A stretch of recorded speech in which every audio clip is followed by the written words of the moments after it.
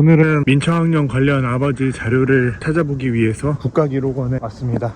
제가 예전에 근무하던 코이카 옆에 있는 국가기록원입니다. 방문증 받고 이제 올라갑니다. 아버지의 민청학령 관련된 재판이나 조사, 신문, 고문 등 정부의 공식 기록 문서들을 열람하려고 합니다.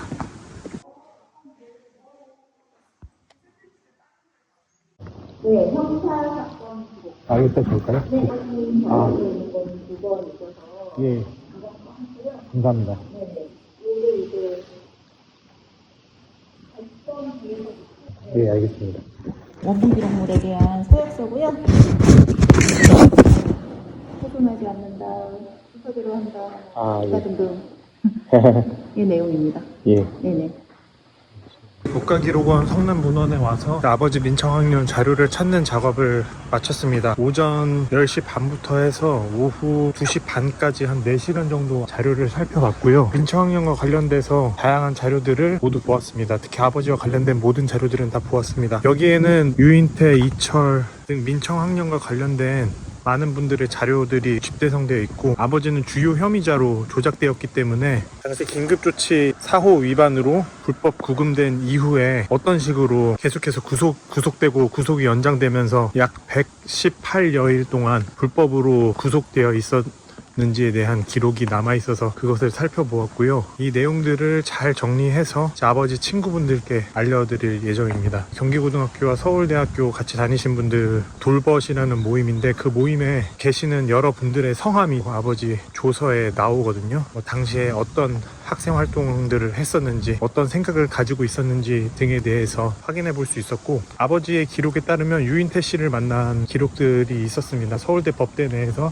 어떻게 학생들을 조직하고 학생들의 동향은 어떻고 등등에 대한 이야기는 있었고요. 국가에서 조작한 것처럼 북한이나 간첩들과 연결되어 있는 것은 당연히 아니었고, 학생들로서 또 주권을 가진 국민으로서 정부에 대하여 비판할 수 있는 목소리를 가진 활동들, 학생으로서 건전한 양심에 기반해서 정부에 대하여 정당한 비판하는 그런 활동들에 지나지 않는 것들이었습니다. 이 민청학령과 관련된 아버지께서 경찰로부터 조사받은 것, 당시 공안 검사들로부터 조사받은 내용들을 읽어보면서, 물론 고문 등에 대한 내용들은 전혀 적혀있지 않죠. 당연히 정부에서 조작했기 때문에 고문이나 이런 것들은 피해자들의 증언이 적혀있는 책들을 통해서 또는 아버지의 일기를 통해서만 확인할 수 있지만, 기본적으로 아버지가 어떤 생각을 가지고 계셨는지를 경찰과 검찰의 조서를 통해 가지고 확인할 수가 있었는데, 당시 박정희 독재 정권이 만들었던 유신헌법의 반헌법성, 민주주의에 반하는 국민을 협박하면서, 협박과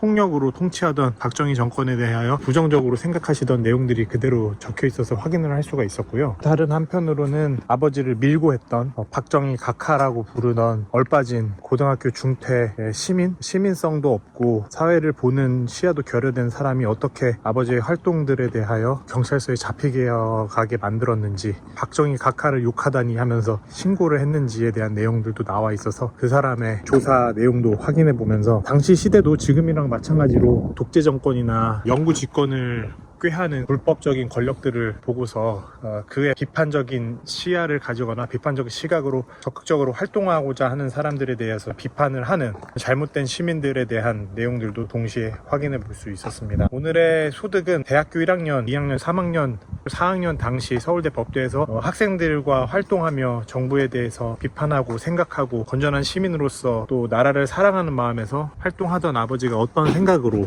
지내셨는지, 또 어떤 활동들을 하셨는지에 대해서 공식적인 자료로 확인을 해볼 수가 있었고, 또 어두운 면으로는 추후에 법제처장을 지냈던 송종희 같은 그런 공안검사들, 당시 서대문 형무소에서, 서울구치소에서 독재 정권에 협력하면서 일하던 경찰관들의 이름 확인할 수 있었고, 여러분들의 조서를 동시에 봤는데, 어떤 분들은 끝까지 박정희 정권에 대하여서 정당한 비판과 양심적인 활동에 대해서 옹호하지만, 어떤 사람은 또 뉘우친다든지 내가 잘못했다든지 하면서 변절한 그런 사람들의 모습도 동시에 확인해 볼 수 있었습니다. 아주 의미 있었던 내용들이었다라고 생각하고, 이 내용들을 책으로 정리하는 일만 남았습니다. 한 시대에 한 인간이 어떻게 살아가는지를 잘 확인할 수 있었고, 그걸 통해 가지고 나는 어떻게 살아야 되겠다, 그리고 나는 제대로 살고 있는가, 이렇게 국가기록원이라는 곳에 남아있을 우리들의 삶에 대해서, 당시에는 비록 불리해 보이기도 하고 실패해 보이기도 하지만 결국 역사라는 기록들에 어떻게 남을지를 제가 어떻게 스스로를 돌아보며 살 것인지를 다시 한번 생각하게 되는 진지한 그런 시간이었습니다. 아버지를 그리워하는 마음으로 이렇게 최선을 다해서 노력을 하고 있는데 이 모든 활동이 의미가 있기를 바라는 마음입니다. 또 의미가 있다고 하지 않더라도 저에게 주어진 숙제와 같은 거라고 생각합니다.